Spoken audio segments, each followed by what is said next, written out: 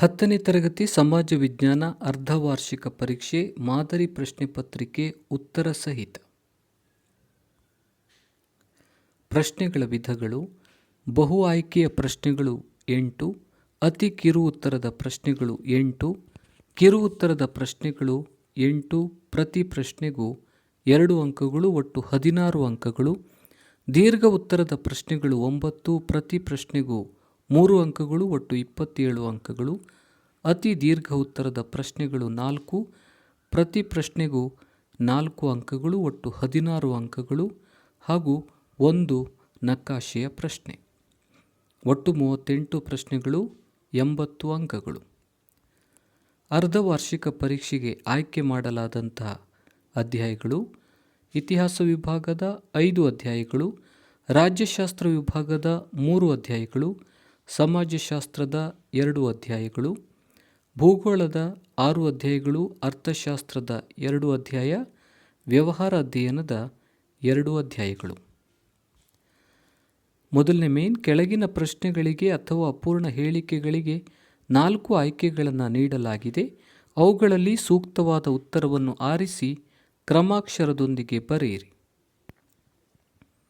ಭಾರತದಲ್ಲಿ ಪೋರ್ಚುಗೀಸರ ನಿಜವಾದ ಸ್ಥಾಪಕ: sir Thomas rho, Alfonso D Albuquerque, Francisco D ಅಲ್ಮೆಡಾ ಡ್ಯೂಪ್ಲೆ. ಸರಿಯಾದ ಉತ್ತರ ಅಲ್ಫಾನ್ಸೋ ಡಿ ಅಲ್ಬುಕರ್ಕ್. ಮರಾಠರ ಕೊನೆಯ ಪೇಶ್ವೆ: ನಾರಾಯಣರಾವ್, 2ನೇ ಬಾಜಿರಾಯ, 1ನೇ ಬಾಜಿರಾಯ, ಮಾಧವರಾವ್. ಸರಿಯಾದ ಉತ್ತರ 2ನೇ ಬಾಜಿರಾಯ.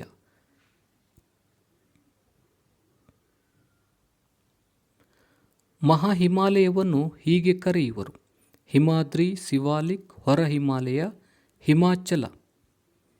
ಸರಿಯಾದ ಉತ್ತರ ಆಪ್ಷನ್ ಎ, ಹಿಮಾದ್ರಿ. ಲೋಕಪಾಲ, ಲೋಕಾಯುಕ್ತರಂಥ ಸಂಸ್ಥೆಗಳು ಇದರ ನಿಯಂತ್ರಣದಲ್ಲಿ ಪೂರಕ ಶಕ್ತಿ ಒದಗಿಸಬಲ್ಲವು. ಕೋಮುವಾದ, ನಿರುದ್ಯೋಗ, ಭ್ರಷ್ಟಾಚಾರ, ಭಯೋತ್ಪಾದನೆ. ಸರಿಯಾದ ಉತ್ತರ ಆಪ್ಷನ್ ಸಿ, ಭ್ರಷ್ಟಾಚಾರ. ಅಸ್ಪೃಶ್ಯತೆ ಜಾತಿ ಅತ್ಯಂತ ತಿರಸ್ಕಾರವಾದ ಅಭಿವ್ಯಕ್ತಿ. ಇದು ಹಿಂದೂ ಸಮಾಜದ ಶರೀರವನ್ನು ಕುಷ್ಠರೋಗದ ಹುಣ್ಣಿನಂತೆ ಪೀಡಿಸುತ್ತದೆ ಎಂದು ಹೇಳಿದವರು: doctor B R Ambedkar, Swami Vivekananda, Narayana Guru, Mahatma Gandhi. ಸರಿಯಾದ ಉತ್ತರ option D, Mahatma Gandhi. Foot losers ಎನ್ನುವ ಪುಸ್ತಕದಲ್ಲಿ ಈ ಕುರಿತು ವಿಶ್ಲೇಷಣೆ ಮಾಡಲಾಗಿದೆ: ಒಟ್ಟು ವಲಸೆ, ಸಂಘಟಿತ ವಲಯ, ವಲಸೆ, ಸರ್ಕ್ಯುಲರ್ ಮೈಗ್ರೇಷನ್. ಸರಿಯಾದ ಉತ್ತರ ಆಪ್ಷನ್ ಡಿ, ಸರ್ಕ್ಯುಲರ್ ಮೈಗ್ರೇಷನ್. ಒಂದು ದೇಶದ ಜನರ ಸರಾಸರಿ ವರಮಾನವನ್ನು ಹೀಗೆ ಕರೆಯುವರು: ತಲಾ ಆದಾಯ, ರಾಷ್ಟ್ರೀಯ ಆದಾಯ, ಅಂತಾರಾಷ್ಟ್ರೀಯ ಆದಾಯ, ವಾರ್ಷಿಕ ಆದಾಯ. ಸರಿಯಾದ ಉತ್ತರ ಆಪ್ಷನ್ ಎ, ತಲಾ ಆದಾಯ. ಬಿಳಿ ಕ್ರಾಂತಿಯ ಪಿತಾಮಹ: ಧೀರುಭಾಯ್ ಅಂಬಾನಿ, ವರ್ಗೀಸ್ ಕುರಿಯನ್, ಅಜೀಂ ಪ್ರೇಮ್ಜಿ, ಏಕ್ತಾ ಕಪೂರ್. ಸರಿಯಾದ ಉತ್ತರ option B, Verghese Kurien. Second main: ಕೆಳಗಿನ ಪ್ರತಿಯೊಂದು ಪ್ರಶ್ನೆಗೂ ಒಂದೊಂದು ವಾಕ್ಯದಲ್ಲಿ ಉತ್ತರ ಬರೆಯಿರಿ. 8 ಪ್ರಶ್ನೆಗಳು, ಪ್ರತಿ ಪ್ರಶ್ನೆಗೂ 1 ಅಂಕ, ಒಟ್ಟು 8 ಅಂಕಗಳು. ಏಷ್ಯಾ ದೇಶಗಳ ವ್ಯಾಪಾರದ ಮೇಲೆ ಏಕಸ್ವಾಮ್ಯ ಸಾಧಿಸಿದವರು ಯಾರು? ಏಷ್ಯಾ ದೇಶಗಳ ವ್ಯಾಪಾರದ ಮೇಲೆ ಏಕಸ್ವಾಮ್ಯ ಸಾಧಿಸಿದವರು ಅರಬ್ಬರು. ಬ್ರಿಕ್ಸ್ ರಾಷ್ಟ್ರಗಳ ಗುಂಪು ಯಾವಾಗ ರಚನೆಯಾಯಿತು? ಬ್ರಿಕ್ಸ್ ರಾಷ್ಟ್ರಗಳ ಗುಂಪು 2015ರಲ್ಲಿ ರಚನೆಯಾಯಿತು. ಭಾರತದ ಅತ್ಯಂತ ಉತ್ತರದ ತುದಿ ಯಾವುದು? ಭಾರತದ ಅತ್ಯಂತ ಉತ್ತರದ ತುದಿ ಇಂದಿರಕೋಲ್. ಯಾವ ಖಾತೆಯ ಗರಿಷ್ಠ ಮೊತ್ತಕ್ಕೆ ಪರಿಮಿತಿ ಇರುವುದಿಲ್ಲ? ಉಳಿತಾಯ ಖಾತೆಯ ಗರಿಷ್ಠ ಮೊತ್ತಕ್ಕೆ ಪರಿಮಿತಿ ಇರುವುದಿಲ್ಲ. ರಾಜಾರಾಮ್ ಮೋಹನ್ ರಾಯರು ಸಂವಾದ ಕೌಮುದಿ ಎಂಬ ಪತ್ರಿಕೆಯನ್ನು ಏಕೆ ಆರಂಭಿಸಿದರು?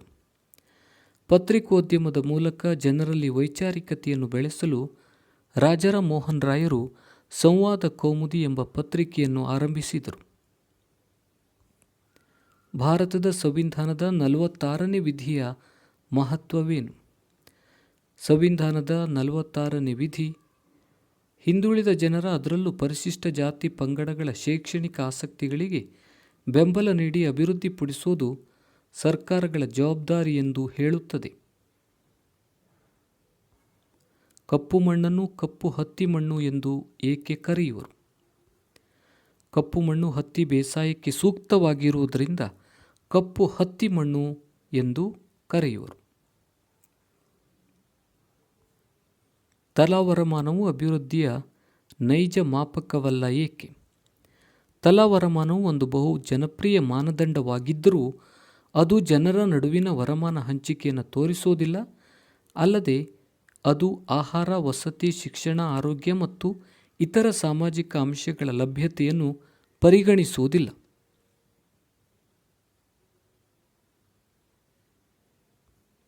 ಮೂರನೇ ಮೇನ್ ಕೆಳಗಿನ ಪ್ರತಿಯೊಂದು ಪ್ರಶ್ನೆಗೂ 2ರಿಂದ 4 ವಾಕ್ಯಗಳಲ್ಲಿ ಉತ್ತರ ಬರೆಯಿರಿ. 8 ಪ್ರಶ್ನೆಗಳು, ಪ್ರತಿ ಪ್ರಶ್ನೆಗೂ 2 ಅಂಕಗಳು, ಒಟ್ಟು 16 ಅಂಕಗಳು. ಪ್ಲಾಸ್ಟಿಕ್ ಕದನಕ್ಕೆ ಕಾರಣಗಳನ್ನು ತಿಳಿಸಿ.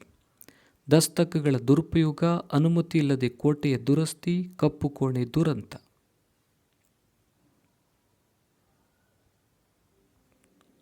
ಸಾಮಾಜಿಕ ಸ್ತರವಿನ್ಯಾಸದ ಲಕ್ಷಣಗಳಾವು?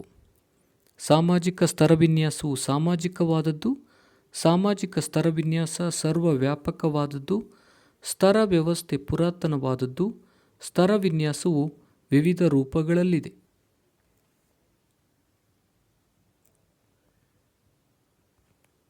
ಅಥವಾ ಸಂಘಟಿತ ವಲಯದ ದುಡಿಮೆಗೆ ಉದಾಹರಣೆ ಕೊಡಿ. ಶಾಲೆಗಳು, ಆಸ್ಪತ್ರೆಗಳು, ಕೈಗಾರಿಕೆಗಳು, ಸರ್ಕಾರಗಳ ಆಡಳಿತ ಸೇವೆಗಳು, ವಾಣಿಜ್ಯ ಬ್ಯಾಂಕುಗಳು, ಜೀವ ವಿಮಾ ಕಂಪನಿಗಳು, ಸೈನ್ಯ ಇವೆಲ್ಲವುಗಳು ಸಂಘಟಿತ ವಲಯದ ದುಡಿಮೆಗೆ ಉದಾಹರಣೆಗಳಾಗಿವೆ. ಮೆಕ್ಕಲು ಮಣ್ಣಿನ ಗುಣಲಕ್ಷಣಗಳಾವು? ಪ್ರಧಾನವಾಗಿ ಮೆಕ್ಕಲನ್ನು ಒಳಗೊಂಡ ಮಣ್ಣನ್ನು ಮೆಕ್ಕಲು ಮಣ್ಣು ಎನ್ನುವರು. ನದಿಗಳು ಮೆಕ್ಕಲು ಕಣಗಳನ್ನು ಸಂಚಯಿಸುವುದರಿಂದ ಇಂಥ ಮಣ್ಣು ಉತ್ಪತ್ತಿಯಾಗುತ್ತದೆ. ಉದಾಹರಣೆಗೆ ಸಿಂಧು ಗಂಗಾ ನದಿ ಬಯಲು ಸಮುದ್ರ ಅಲೆಗಳ ಸಂಚಯನದಿಂದ ತೀರ ಪ್ರದೇಶಗಳಲ್ಲಿಯೂ ನಿರ್ಮಾಣವಾಗುತ್ತದೆ. ಭಾರತದಲ್ಲಿ ಮೆಕ್ಕಲು ಮಣ್ಣು ವಿಸ್ತಾರವಾಗಿ ಹಂಚಿಕೆಯಾಗಿದ್ದು ಅಷ್ಟೇ ಪ್ರಾಮುಖ್ಯತೆಯನ್ನು ಹೊಂದಿದೆ. ಪ್ರಾರ್ಥನಾ ಸಮಾಜದ ಗುರಿಗಳು ಯಾವುವು? ಮಹಿಳೆಯರ ಸಮಸ್ಯೆಗಳನ್ನಷ್ಟೇ ಅಲ್ಲದೆ ಶೂದ್ರಾತಿಶೂದ್ರ ಸಮುದಾಯಗಳ ಸಮಸ್ಯೆಗಳಿಗೆ ಪರಿಹಾರವನ್ನು ಕಂಡುಕೊಳ್ಳುವುದು. ಪಶ್ಚಿಮದ ಆಧುನಿಕ ಆಲೋಚನೆಗಳ ಹಿನ್ನೆಲೆಯಲ್ಲಿ ಹಿಂದೂ ಧರ್ಮವನ್ನು ಪುನರ್ವಿಮರ್ಶಿಸುವುದು. ಸಮಾಜ ಸುಧಾರಣೆ ಎಂಬುದು ಕೇವಲ ನಂಬಿಕೆಯಾಗಿ ಉಳಿಯದೆ ವಾಸ್ತವದಲ್ಲಿ ಅನುಷ್ಠಾನಗೊಳ್ಳಬೇಕು ಎಂದು ಒತ್ತಾಯಿಸುವುದು. ಸ್ತ್ರೀಯರ ಶಿಕ್ಷಣ, ನಿರ್ಗತಿಕರಿಗೆ ಬದುಕುವ ಆಸರೆಯನ್ನು ಕಲ್ಪಿಸುವುದು. ರಾನಡೆಯವರು ಬಾಲ್ಯ ವಿವಾಹ, ವಿಧವೆಯರನ್ನು ತಿರಸ್ಕೃತ ಬದುಕಿನಿಂದ ಹೊರತರುವುದು. ಉನ್ನತ ಜಾತಿಗಳಲ್ಲಿ ವಿಧವಾ ಪುನರ್ವಿವಾಹ ನಿಷೇಧಗಳನ್ನು ಸುಧಾರಣೆಗೆ ಕಾನೂನಿನ ಕ್ರಮ ಅತ್ಯವಶ್ಯವೆಂದು ಭಾವಿಸಿದರು. ಭಾರತವು ಪ್ರಭಾವಶಾಲಿ ರಾಷ್ಟ್ರವಾಗಿ ವಿಶ್ವಮಾನ್ಯ ಪಡೆದಿದೆ ಏಕೆ? ವಿಪುಲ ಜನಸಂಖ್ಯೆ, ಅಪಾರ ಪ್ರಾಕೃತಿಕ ಸಂಪತ್ತು, ಪರಿಣಿತ ಬೌದ್ಧಿಕ ಮತ್ತು ಔದ್ಯೋಗಿಕ ಸಾಮರ್ಥ್ಯ, ಬಲಾಢ್ಯ ಸೈನಿಕ ಬಲ. ಅಥವಾ ಭಾರತ ಮತ್ತು ಪಾಕಿಸ್ತಾನಗಳ ನಡುವೆ ಸಾಮ್ಯತೆಗಳು ಯಾವುವು? ಈ ಎರಡು ರಾಷ್ಟ್ರಗಳ ನಡುವೆ ಸಂಸ್ಕೃತಿ ಮತ್ತು ಆರ್ಥಿಕ ವಿಷಯಗಳಲ್ಲಿ ಪರಸ್ಪರ ವಿನಿಮಯ ಕಾರ್ಯಗಳನ್ನು ಮುಂದುವರಿಸಿವೆ. ಯಾಕಂದರೆ ಸ್ವಾತಂತ್ರ್ಯ ದಿನದಿಂದ ಪ್ರಸ್ತುತದವರೆಗೆ ವ್ಯಾಪಾರ, ವಾಣಿಜ್ಯ ಸಂಬಂಧಗಳು ನಿರಂತರವಾಗಿ ಮುಂದುವರೆದಿವೆ. ಹಾಗೆಯೇ ಕ್ರೀಡೆ, ಸಾಂಸ್ಕೃತಿಕ ವ್ಯವಹಾರಗಳಲ್ಲಿ ನೈಸರ್ಗಿಕ ವಿಕೋಪಗಳು ಸಂಭವಿಸಿದ ಸಂದರ್ಭಗಳಲ್ಲಿ ಎರಡೂ ರಾಷ್ಟ್ರಗಳು ಸೌಹಾರ್ದಯುತವಾದ ಮತ್ತು ಪರಸ್ಪರ ಸಹಕಾರ ಹೊಂದಿವೆ. ಭಾರತದ ಪ್ರಮುಖ ವಾಯುಗುಣದ ಋತುಕಾಲಗಳಾವು? ಚಳಿಗಾಲ, ಬೇಸಿಗೆ ಕಾಲ, ಮಳೆಗಾಲ, ನಿರ್ಗಮನ ಮಾನ್ಸೂನ್ ಮಾರುತಗಳ ಕಾಲ. ಗ್ರಾಮೀಣ ಅಭಿವೃದ್ಧಿಗಾಗಿ ಇರುವ ಅವಶ್ಯಕ ಕ್ರಮಗಳು ಯಾವುವು? ಮಾನವ ಸಂಪನ್ಮೂಲ ಅಭಿವೃದ್ಧಿ, ಭೂ ಸುಧಾರಣೆ, ಸ್ಥಳೀಯ ಉತ್ಪಾದಕ ಸಂಪನ್ಮೂಲಗಳ ಅಭಿವೃದ್ಧಿ, ವಿದ್ಯುತ್ ಶಕ್ತಿ, ನೀರಾವರಿ, ಹಣಕಾಸು, ಮಾರುಕಟ್ಟೆಗಳು, ಸಾರಿಗೆ, ಕೃಷಿ ಸಂಶೋಧನೆ ಮತ್ತು ವಿಸ್ತರಣೆ ಹಾಗೂ ಮಾಹಿತಿ ಪ್ರಸರಣಗಳನ್ನು ಒಳಗೊಂಡ ಮೂಲಭೂತ ಸೌಕರ್ಯಗಳ ಅಭಿವೃದ್ಧಿ, ಬಡತನ ನಿರ್ಮೂಲನೆಯ ನಿರ್ದಿಷ್ಟ ಯೋಜನೆಗಳು.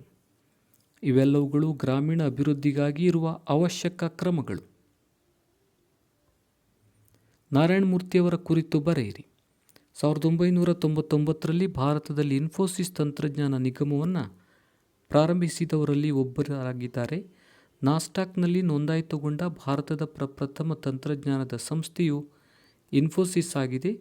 2017ರ ವೇಳೆಗೆ ಈ ಸಂಸ್ಥೆಯು 2 ಲಕ್ಷಕ್ಕೂ ಮಿಗಿಲಾದ ಕೆಲಸಗಾರರನ್ನು ನೇಮಿಸಿಕೊಂಡು $10 ಬಿಲಿಯನ್ ಮಿಗಿಲಾದ ವ್ಯಾಪಾರ ವಹಿವಾಟನ್ನು ನಡೆಸುತ್ತಿದೆ. ಮೂರ್ತಿಯವರ ಪ್ರಾಮಾಣಿಕತೆ, ಸತ್ಯಸಂಧತೆ, ತೆರೆದ ವಹಿವಾಟು ಮತ್ತು ನೀತಿಪೂರ್ಣ ಸಮಗ್ರತೆಯಂಥ ಅಂಶಗಳು ಅವರ ವಹಿವಾಟುಗಳ ಸಮಗ್ರ ಯಶಸ್ವಿಗೆ ಕಾರಣಗಳಾಗಿವೆ. 4ನೇ ಮೇನ್, ಕೆಳಗಿನ ಪ್ರತಿಯೊಂದು ಪ್ರಶ್ನೆಗೂ 6 ವಾಕ್ಯಗಳಲ್ಲಿ ಉತ್ತರ ಬರೆಯಿರಿ. 9 ಪ್ರಶ್ನೆಗಳು, ಪ್ರತಿ ಪ್ರಶ್ನೆಗೂ 3 ಅಂಕಗಳು, ಒಟ್ಟು 27 ಅಂಕಗಳು. ಬ್ರಿಟಿಷರ ಕಂದಾಯ ನೀತಿಯ ಪರಿಣಾಮಗಳು ಯಾವುವು? ನಿಜವಾದ ರೈತರನ್ನು ಶೋಷಿಸುವ ಹೊಸ ಸಾಮಾಜಿಕ ವರ್ಗವಾದ ಜಮೀನ್ದಾರಿ ಸಮುದಾಯ ಸೃಷ್ಟಿಯಾಯಿತು. ಜಮೀನ್ದಾರರ ಶೋಷಣೆಗೆ ಒಳಗಾದ ರೈತರು ವಿವಿಧ ಬಗೆಯ ಸಂಕಷ್ಟಗಳಿಗೆ ಒಳಗಾದರೂ ಕ್ರಮೇಣ ನಿರ್ಗತಿಕರಾದರು. ಭೂಮಿ ಮಾರಾಟದ ವಸ್ತುವಾಯಿತು. ಇದನ್ನು ಪರಭಾರೆ ಮಾಡಿ ಹಣವನ್ನು ಸಾಲವಾಗಿ ಪಡೆಯಬಹುದಾಗಿತ್ತು. ಅನೇಕ ಜಮೀನ್ದಾರರು ಕೂಡ ಕಂದಾಯವನ್ನು ಸಲ್ಲಿಸುವ ಸಲುವಾಗಿ ತಮ್ಮ ಜಮೀನನ್ನು ಪರಭಾರೆ ಮಾಡಿದರು. ಕೃಷಿ ಕ್ಷೇತ್ರವು ವಾಣಿಜ್ಯೀಕರಣಗೊಂಡು ಇಂಗ್ಲೆಂಡಿನಲ್ಲಾದ ಕೈಗಾರಿಕೀಕರಣದಿಂದ ಅಲ್ಲಿನ ಕೈಗಾರಿಕೆಗಳಿಗೆ ಬೇಡಿದ ಕಚ್ಚಾ ವಸ್ತುಗಳನ್ನೇ ಬೆಳೆಯಬೇಕಾಯಿತು. ಹಣದ ಲೇವಾದೇವಿಗಾರರು ಬಲಿಷ್ಠರಾಗತೊಡಗಿದರು. ಇವೆಲ್ಲವುಗಳು ಬ್ರಿಟಿಷರ ಕಂದಾಯ ನೀತಿಯ ಪರಿಣಾಮಗಳು. ಹಲಗಲಿಯ ಬೇಡರ ದಂಗೆಯನ್ನು ವಿವರಿಸಿ. 1857ರ ಬಂಡಾಯದ ಸಂದರ್ಭದಲ್ಲಿ ಬ್ರಿಟಿಷರು ತಮ್ಮ ಆಳ್ವಿಕೆಯ ಪ್ರದೇಶದಲ್ಲಿ ಶಸ್ತ್ರಗಳ ಬಳಕೆಯನ್ನು ನಿರ್ಬಂಧಿಸಿ ಕಾನೂನೊಂದನ್ನು ಜಾರಿಗೆ ತಂದರು. ಇದನ್ನು ಹಲಗಲಿಗೂ ಸಹ ಅನ್ವಯಿಸಲಾಯಿತು. ಹಲಗಲಿಯ ಬೇಡರು ತಲಾಂತರಗಳಿಂದ ಬೇಟೆಯಾಡುವ ಉದ್ದೇಶಕ್ಕೆ ಮುಕ್ತವಾಗಿ ಬಳಸುತ್ತಿದ್ದ ಬಂದೂಕುಗಳನ್ನು ಬ್ರಿಟಿಷರಿಗೆ ಒಪ್ಪಿಸಲು ಸಿದ್ಧರಿರಲಿಲ್ಲ. ಬೇಡರು ತಮ್ಮ ಪರಂಪರಾನುಗತವಾದ ಹಕ್ಕನ್ನು ಉಳಿಸಿಕೊಳ್ಳುವ ಉದ್ದೇಶದಿಂದ ಬ್ರಿಟಿಷರ ವಿರುದ್ಧ ಸಿಡಿದೆದ್ದರು. ಈ ಹೋರಾಟದಲ್ಲಿ ಹಲಗಲಿಯ ಸುತ್ತಮುತ್ತಲಿನ ಪ್ರದೇಶಗಳಾದ ಮಂಟೂರು, ಬೋದಾನಿ, ಆಲಗುಂಡಿಯ ಬೇಡರು ಹಲಗಲಿಯ ಬೇಡರೊಂದಿಗೆ ಸೇರಿಕೊಂಡರು. ಬಂಡಾಯವೆದ್ದ ಬೇಡರನ್ನು ನಿಷ್ಕಾರುಣ್ಯವಾಗಿ ಅತ್ಯಂತ ದಮನಕಾರಿಯಾಗಿ ಇಂಗ್ಲಿಷರು ಹತ್ತಿಕ್ಕಿದರು. ಬಂಡಾಯಗಾರರನ್ನು ಗಲ್ಲಿಗೇರಿಸುವುದರ ಮೂಲಕ ಈ ಬಂಡಾಯವು ಕೊನೆಗೊಂಡಿತು. ನಮ್ಮ ರಾಷ್ಟ್ರದ ವಿದೇಶಾಂಗ ನೀತಿಯ ನಿರೂಪಣೆಯಲ್ಲಿ ಅಡಕವಾದ ಸಂಗತಿಗಳು ಯಾವುವು? ರಾಷ್ಟ್ರೀಯ ಹಿತಾಸಕ್ತಿಗಳು, ಭೌಗೋಳಿಕ ಅಂಶಗಳು, ರಾಜಕೀಯ ಪರಿಸ್ಥಿತಿ, ಆರ್ಥಿಕ ವ್ಯವಸ್ಥೆ, ರಕ್ಷಣಾ ಸಾಮರ್ಥ್ಯ, ಜನಾಭಿಪ್ರಾಯ, ಅಂತರರಾಷ್ಟ್ರೀಯ ಪರಿಸರ. ಸಂಘಟಿತ ಮತ್ತು ಅಸಂಘಟಿತ ಕೆಲಸಗಾರರ ನಡುವಿನ ವ್ಯತ್ಯಾಸಗಳೇನು? ಸಂಘಟಿತ ವಲಯವೆಂದರೆ ದುಡಿಮೆಗೆ ಸಂಬಂಧಿಸಿದಂತೆ ಯಾವುದೇ ಕಾನೂನಿನ ಚೌಕಟ್ಟು ಇರುವುದು. ಅಸಂಘಟಿತ ವಲಯವೆಂದರೆ ದುಡಿಮೆಗೆ ಸಂಬಂಧಿಸಿದಂತೆ ಯಾವುದೇ ಕಾನೂನಿನ ಚೌಕಟ್ಟು ಇಲ್ಲದಿರುವುದು. ದುಡಿಯುವ ಕಾರ್ಮಿಕರಿಗೆ ನಿಗದಿತ ಕೆಲಸ, ಉದ್ಯೋಗ, ಭರವಸೆ, ನಿಗದಿತ ವೇತನ ಇರುವುದು. ದುಡಿಯುವ ಕಾರ್ಮಿಕರಿಗೆ ನಿಗದಿತ ಕೆಲಸ, ಉದ್ಯೋಗ, ಭರವಸೆ, ನಿಗದಿತ ವೇತನ ಇಲ್ಲದಿರುವುದು. ಸಂಘಟಿತ ದುಡಿಮೆಯ ವಲಯದಲ್ಲಿ ಉದ್ಯೋಗ ಭದ್ರತೆಯ ಜೊತೆಗೆ ಅನೇಕ ಕಾನೂನಿನ ಚೌಕಟ್ಟುಗಳಿರುತ್ತವೆ. ದುಡಿಮೆಯ ವಲಯದಲ್ಲಿ ಉದ್ಯೋಗ ಭದ್ರತೆಯೇ ಮತ್ತು ಕಾನೂನಿನ ಚೌಕಟ್ಟುಗಳು ಅಸಂಘಟಿತ ದುಡಿಮೆಯ ವಲಯದಲ್ಲಿ ಇರೋದಿಲ್ಲ. ಶಾಲೆಗಳು, ಆಸ್ಪತ್ರೆಗಳು, ಕೈಗಾರಿಕೆಗಳು, ಸರ್ಕಾರಗಳ ಆಡಳಿತ ಸೇವೆಗಳು, ವಾಣಿಜ್ಯ ಬ್ಯಾಂಕುಗಳು, ಜೀವ ವಿಮಾ ಕಂಪನಿಗಳು ಮತ್ತು ಸೈನ್ಯ ಸಂಘಟಿತ ವಲಯಗಳಿಗೆ ಉದಾಹರಣೆ. ಮೋಟಾರ್ ವಾಹನ ರಿಪೇರಿ, ತಲೆ ಮೇಲೆ ಮತ್ತು ತಳ್ಳುವ ಗಾಡಿಯ ಮೂಲಕ ತರಕಾರಿ, ಮೀನು ಇತ್ಯಾದಿ ವಸ್ತುಗಳನ್ನು ಮಾರುವುದು, ಟೈರ್ ಪಂಚರ್, ಸೈಕಲ್ ರಿಪೇರಿ ಇವೆಲ್ಲವುಗಳು ಅಸಂಘಟಿತ ವಲಯಕ್ಕೆ ಉದಾಹರಣೆ. ವೈದ್ಯಕೀಯ ಸೌಲಭ್ಯಗಳಾಗಲಿ ವಿಶೇಷ ಭತ್ಯೆಗಳಾಗಲಿ ಇರುತ್ತೆ. ವೈದ್ಯಕೀಯ ಸೌಲಭ್ಯಗಳಾಗಲಿ ವಿಶೇಷ ಭತ್ಯೆಗಳಾಗಲಿ ಇರೋದಿಲ್ಲ. ಕನಿಷ್ಠ ವೇತನ ಕಾಯ್ದೆ, ಕಾರ್ಖಾನೆಗಳ ಕಾಯ್ದೆ, ವಿಶೇಷ ಭತ್ಯೆಗಳ ಕಾಯ್ದೆ, ಪ್ರಾವಿಡೆಂಟ್ ಫಂಡ್ ಕಾಯ್ದೆಗಳು ಸಂಘಟಿತ ವಲಯದಲ್ಲಿ ಕಡ್ಡಾಯ. ಆದರೆ ಕನಿಷ್ಠ ವೇತನ ಕಾಯ್ದೆ, ಕಾರ್ಖಾನೆಗಳ ಕಾಯ್ದೆ, ವಿಶೇಷ ಭತ್ಯೆಗಳ ಕಾಯ್ದೆ, ಪ್ರಾವಿಡೆಂಟ್ ಫಂಡ್ ಕಾಯ್ದೆಗಳು ಅಸಂಘಟಿತ ವಲಯದಲ್ಲಿ ಕಡ್ಡಾಯವಲ್ಲ. ಇವೆಲ್ಲವುಗಳು ಸಂಘಟಿತ ಮತ್ತು ಅಸಂಘಟಿತ ಕೆಲಸಗಾರರ ನಡುವಿನ ವ್ಯತ್ಯಾಸಗಳು. ಇತ್ತೀಚಿನ ವರ್ಷಗಳಲ್ಲಿ ಅರಣ್ಯಗಳ ಕ್ಷೇತ್ರವು ಕಡಿಮೆಯಾಗುತ್ತಿದೆ ಏಕೆ? ಕೃಷಿ ಕ್ಷೇತ್ರದ ವಿಸ್ತರಣೆ, ರಸ್ತೆ ಮತ್ತು ರೈಲು ಮಾರ್ಗಗಳು, ನೀರಾವರಿ ಯೋಜನೆಗಳ ನಿರ್ಮಾಣ, ಕೈಗಾರಿಕೀಕರಣ, ನಗರೀಕರಣ, ಅತಿಯಾಗಿ ಮೇಯಿಸುವಿಕೆ, ಕಾಡ್ಗಿಚ್ಚು. ಅಥವಾ ವಿವಿಧೋದ್ದೇಶ ನದಿ ಕಣಿವೆ ಯೋಜನೆಗಳ ಪ್ರಮುಖ ಉದ್ದೇಶಗಳು ಯಾವುವು? ನೀರಾವರಿ ಪೂರೈಕೆ, ಪ್ರವಾಹಗಳ ನಿಯಂತ್ರಣ, ಜಲವಿದ್ಯುತ್ ತಯಾರಿಕೆ, ಮಣ್ಣಿನ ಸವೆತ ನಿಯಂತ್ರಣ, ಒಳನಾಡಿನ ನೌಕಾಯಾನ, ಒಳನಾಡಿನ ಮೀನುಗಾರಿಕೆ, ಮನರಂಜನೆ ಸೌಲಭ್ಯ, ಗೃಹ ಬಳಕೆ ಮತ್ತು ಕೈಗಾರಿಕೆಗಳಿಗೆ ನೀರು ಪೂರೈಕೆ. 30ನೇ ಪ್ರಶ್ನೆ, ಭಾರತದಲ್ಲಿ ಮಾನವ ಅಭಿವೃದ್ಧಿ ಸೂಚ್ಯಂಕ ಕಡಿಮೆ ಇರುವುದಕ್ಕೆ ಕಾರಣ ನೀಡಿರಿ. ಆಹಾರದ ಕೊರತೆ, ವಸತಿಯ ಕೊರತೆ, ಬಟ್ಟೆಯ ಕೊರತೆ, ಶಿಕ್ಷಣದ ಕೊರತೆ, ಆರೋಗ್ಯದ ಕೊರತೆ, ಸಾಮಾಜಿಕ ಭದ್ರತೆಯ ಕೊರತೆ, ಶುದ್ಧ ಕುಡಿಯುವ ನೀರಿನ ಕೊರತೆ, ಶುದ್ಧ ಗಾಳಿಯ ಕೊರತೆ, ಸ್ವಚ್ಛ ಪರಿಸರದ ಕೊರತೆ. ಇವೆಲ್ಲವುಗಳು ಭಾರತದಲ್ಲಿ ಮಾನವ ಅಭಿವೃದ್ಧಿ ಸೂಚ್ಯಂಕ ಕಡಿಮೆ ಇರುವುದಕ್ಕೆ ಕಾರಣಗಳು. ಬ್ಯಾಂಕಿನ ವ್ಯವಹಾರಕ್ಕೆ ಸಂಬಂಧಿಸಿದಂತೆ ಗಮನಿಸಬಹುದಾದ ಗುಣಲಕ್ಷಣಗಳ ಪಟ್ಟಿ ಮಾಡಿ. ಹಣದ ವಹಿವಾಟು, ವ್ಯಕ್ತಿ, ಸಂಸ್ಥೆ ಅಥವಾ ಕಂಪನಿ ಠೇವಣಿಗಳನ್ನು ಅಂಗೀಕರಿಸುತ್ತವೆ. ಸಾಲಗಳನ್ನು ಕೊಡುವುದು, ಪಾವತಿ ಮತ್ತು ಹಿಂದಕ್ಕೆ ಪಡೆಯುವುದು, ಏಜೆಂಟ್ ಅಥವಾ ಏಜೆಂಟ್ ನಿಯೋಜನೆ ಮತ್ತು ಉಪಯುಕ್ತ ಸೇವೆಗಳು, ಲಾಭ ಮತ್ತು ಸೇವಾ ಭಾವನೆ, ನಿರಂತರ ವಿಸ್ತರಿಸುತ್ತಾ ಹೋಗುವ ಕಾರ್ಯಗಳು, ಸಂಬಂಧ ಕಲ್ಪಿಸುವ ಕೊಂಡಿ, ಬ್ಯಾಂಕಿಂಗ್ ವ್ಯವಹಾರ, ಹೆಸರಿನ ಗುರುತು. ಪ್ರಶ್ನೆ ಸಂಖ್ಯೆ 32, ಆನಿ ಬೆಸೆಂಟ್ರ ಸುಧಾರಣಾ ಕ್ರಮಗಳಾವು? ಭಗವದ್ಗೀತೆಯನ್ನು ಇಂಗ್ಲಿಷ್ಗೆ ಅನುವಾದ ಮಾಡಿದ್ರು. ಇದರಿಂದ ಶ್ವೇತ ಸರಸ್ವತಿ ಎನಿಸಿಕೊಂಡರು. ಎಲ್ಲ ವರ್ಗಗಳಿಗೂ ಶಿಕ್ಷಣ ಸಿಗಬೇಕೆನ್ನುವುದು ಅವರ ಆಶಯವಾಗಿತ್ತು. ಶಾಲೆಗಳನ್ನು ತೆರೆದರು. ಸೆಂಟ್ರಲ್ ಹಿಂದೂ ಕಾಲೇಜನ್ನು ಬನಾರಸ್ನಲ್ಲಿ 1898ರಲ್ಲಿ ಪ್ರಾರಂಭಿಸಿದರು. ಮುಂದೆ ಇದೇ ಸಂಸ್ಥೆಯು ಮದನ ಮೋಹನ ಮಾಳವೀಯ ಅವರ ಪ್ರಯತ್ನದಿಂದ 1916ರಲ್ಲಿ ಬನಾರಸ್ ಹಿಂದೂ ವಿಶ್ವವಿದ್ಯಾಲಯವಾಗಿ ಪರಿವರ್ತನೆಯಾಯಿತು. ಸಮಕಾಲೀನ ಸಮಸ್ಯೆಗಳನ್ನು ಚರ್ಚೆ ಮತ್ತು ಸಂವಾದಕ್ಕೆ ಈಡು ಮಾಡಲು ನ್ಯೂ ಇಂಡಿಯಾ ಮತ್ತು ಕಾಮನ್ವೀಲ್ ಎಂಬ ಪತ್ರಿಕೆಗಳನ್ನು ಪ್ರಾರಂಭಿಸಿದರು. 1916ರಲ್ಲೇ ಹೋಮ್ ರೂಲ್ ಲೀಗನ್ನು ಪ್ರಾರಂಭಿಸಿ ಮದ್ರಾಸು ಪ್ರಾಂತ್ಯಗಳಲ್ಲಿ ಹೋಮ್ ರೂಲ್ ಚಳುವಳಿಗೆ ಚಾಲನೆಯನ್ನು ನೀಡಿದರು. ಭಾರತಕ್ಕೆ ಹೊಸ ಜಲಮಾರ್ಗ ಕಂಡುಹಿಡಿಯಲು ಕಾರಣವಾದ ಅಂಶಗಳನ್ನು ತಿಳಿಸಿ. 1453ರಲ್ಲಿ ಆಟೋಮನ್ ಟರ್ಕರು ಕಾನ್ಸ್ಟಾಂಟಿನೋಪಲ್ ನಗರವನ್ನು ವಶಪಡಿಸಿಕೊಂಡರು. ಇದರಿಂದಾಗಿ ಆ ನಗರವನ್ನು ಸಂಧಿಸುವ ಎಲ್ಲ ವ್ಯಾಪಾರ ಮಾರ್ಗಗಳು ಟರ್ಕರ ನಿಯಂತ್ರಣಕ್ಕೆ ಹೋದವು. ಹೊಸದಾಗಿ ಸಿಕ್ಕ ಅವಕಾಶದಿಂದ ಟರ್ಕರು ಈ ಮಾರ್ಗದ ವ್ಯಾಪಾರದ ಮೇಲೆ ತೀವ್ರತರದ ತೆರಿಗೆಗಳನ್ನು ವಿಧಿಸತೊಡಗಿದರು. ಪರಿಣಾಮವಾಗಿ ವರ್ತಕರಿಗೆ ಈ ಮಾರ್ಗದ ವ್ಯಾಪಾರ ಲಾಭದಾಯಕವಾಗಿ ಪರಿಣಮಿಸಲಿಲ್ಲ. ಇಟಲಿಯ ವರ್ತಕರ ಏಕಸ್ವಾಮ್ಯವನ್ನು ಮುರಿಯಲು ಸ್ಪೇನ್, ಪೋರ್ಚುಗಲ್ ಮೊದಲಾದ ಯುರೋಪಿನ ದೇಶಗಳ ರಾಜರು ಹೊಸ ಸಮುದ್ರ ಮಾರ್ಗಗಳನ್ನು ಹುಡುಕಲು ಸಾಹಸಿ ನಾವಿಕರನ್ನು ಪ್ರೋತ್ಸಾಹಿಸಲಾರಂಭಿಸಿದರು. ವೈಜ್ಞಾನಿಕ ಆವಿಷ್ಕಾರಗಳಾದ ದಿಕ್ಸೂಚಿ, ಆಸ್ಟ್ರಲೋಬ್ ಮತ್ತು ಸಿಡಿಮದ್ದು ಇವೆಲ್ಲವುಗಳು ಭಾರತಕ್ಕೆ ಹೊಸ ಜಲಮಾರ್ಗ ಕಂಡುಹಿಡಿಯಲು ಕಾರಣವಾದ ಅಂಶಗಳು. ಕೆಳಗಿನ ಪ್ರತಿಯೊಂದು ಪ್ರಶ್ನೆಗೂ 8 ವಾಕ್ಯಗಳಲ್ಲಿ ಉತ್ತರ ಬರೆಯಿರಿ. 4 ಪ್ರಶ್ನೆಗಳು, ಪ್ರತಿ ಪ್ರಶ್ನೆಗೂ 4 ಅಂಕಗಳು, ಒಟ್ಟು 16 ಅಂಕಗಳು. ಸಹಾಯಕ ಸೇನೆ ಪದ್ಧತಿಯ ನಿಬಂಧನೆಗಳು ಯಾವುವು? ಭಾರತೀಯ ರಾಜನು ಬ್ರಿಟಿಷ್ ಸೈನಿಕ ತುಕಡಿಯನ್ನು ತನ್ನ ರಾಜ್ಯದಲ್ಲಿ ಇರಿಸಿಕೊಳ್ಬೇಕು. ಸೇನೆಯ ವೇತನ ಮತ್ತು ನಿರ್ವಹಣೆಯ ವೆಚ್ಚವನ್ನು ಸಂಬಂಧಪಟ್ಟ ರಾಜ್ಯವೇ ಭರಿಸಬೇಕು, ಇಲ್ಲವೇ ನಿರ್ದಿಷ್ಟ ಕಂದಾಯ ಪ್ರದೇಶವನ್ನು ಬಿಟ್ಟುಕೊಡಬೇಕು. ರಾಜನ ಆಸ್ಥಾನದಲ್ಲಿ ಬ್ರಿಟಿಷ್ ರೆಸಿಡೆಂಟನನ್ನು ನೇಮಿಸಿಕೊಳ್ಬೇಕು. ಬ್ರಿಟಿಷರ ಅನುಮತಿ ಇಲ್ಲದೆ ಆಸ್ಥಾನದಲ್ಲಿ ಯಾವುದೇ ಯುರೋಪಿಯನ್ನರನ್ನು ನೇಮಿಸಿಕೊಳ್ಳುವಂತಿಲ್ಲ. ಭಾರತದ ಯಾವುದೇ ರಾಜ್ಯಗಳೊಂದಿಗೆ ಯುದ್ಧ ಅಥವಾ ಸಂಧಾನ ಮಾಡ್ಕೋಬೇಕು ಅಂದರೆ ಗವರ್ನರ್ ಜನರಲ್ನ ಸಮ್ಮತಿ ಬೇಕು. ಇದಕ್ಕೆ ಪ್ರತಿಯಾಗಿ ಕಂಪನಿಯು ಆ ರಾಜ್ಯಕ್ಕೆ ಆಂತರಿಕ ಮತ್ತು ಬಾಹ್ಯ ರಕ್ಷಣೆಯನ್ನು ಒದಗಿಸುವುದು. ಅಥವಾ ಬಕ್ಸಾರ್ ಕದನಕ್ಕೆ ಕಾರಣಗಳು ಯಾವುವು? ಮೀರ್ ಕಾಸಿಂ ಒಬ್ಬ ಸಮರ್ಥ ಆಡಳಿತಗಾರ. ಈತನು ಸಹ ಆರಂಭದಲ್ಲಿ ಕಂಪನಿಗೆ ನಿಷ್ಠೆಯಿಂದಿದ್ದ. 2 ಲಕ್ಷ ಪೌಂಡ್ ಹಣದ ಜೊತೆಗೆ ಕೆಲವು ಪ್ರದೇಶಗಳನ್ನು ಕಂಪನಿಗೆ ಬಿಟ್ಟುಕೊಟ್ಟ. ಆದರೆ ಶೀಘ್ರವೇ ಮೀರ್ ಕಾಸಿಂ ತನ್ನನ್ನು ಸ್ವತಂತ್ರ ರಾಜನೆಂದು ಭಾವಿಸಿದನು. ದಸ್ತಕ್ನ ದುರ್ಬಳಕೆಯನ್ನು ಪರಿಶೀಲಿಸಿ ಬಂಗಾಳದ ಎಲ್ಲ ವ್ಯಾಪಾರವನ್ನು ಸುಂಕ ಮುಕ್ತ ಎಂದು ಘೋಷಿಸಿದನು.